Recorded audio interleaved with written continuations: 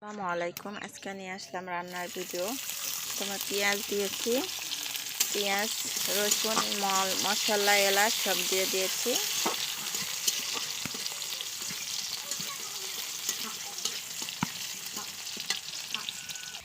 পেঁয়াজগুলো লাল লাল হয়ে গিয়েছে, এখন পানি দিব। পানি দিয়ে হলুদ দিব,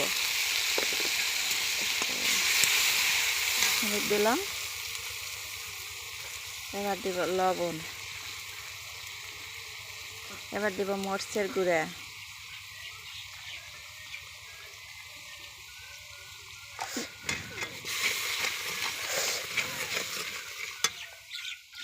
এবার দিলাম এই যে বাটা মশলা, আদা রসুন জিরা সব মশলা আছে এখানে। মশলা কিছুক্ষণ কষায় নেব। মশলা কষানো হয়ে গিয়েছে।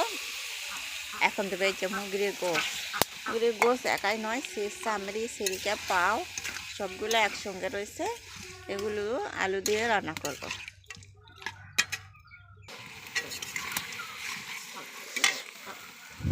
এর সাথে আলু দিয়ে দেবো একসাথে।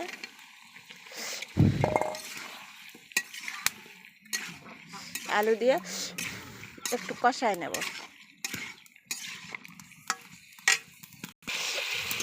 কষাই করছি তরকারি।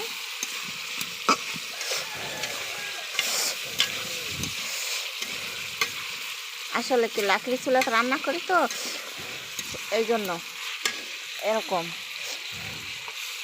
আমি একটু পানি দিব আর একটু কষাবো।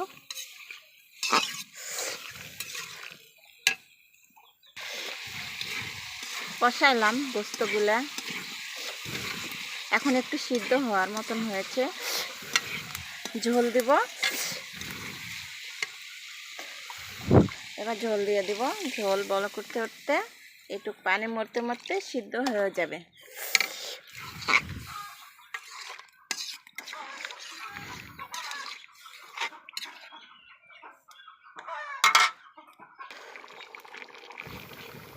তো এই যে দেখেন, মুরগির গোশ সিলকা মিলকা সব দিয়ে আলু দিয়ে রান্না করছি, এমন হয়েছে। আপনারা কীরকম করে রান্না করেন কমেন্টে বলে যাবেন। আমি তো এমন করে রান্না করি। রান্নাটা কেমন হয়েছে কমেন্টে বলে যাবেন।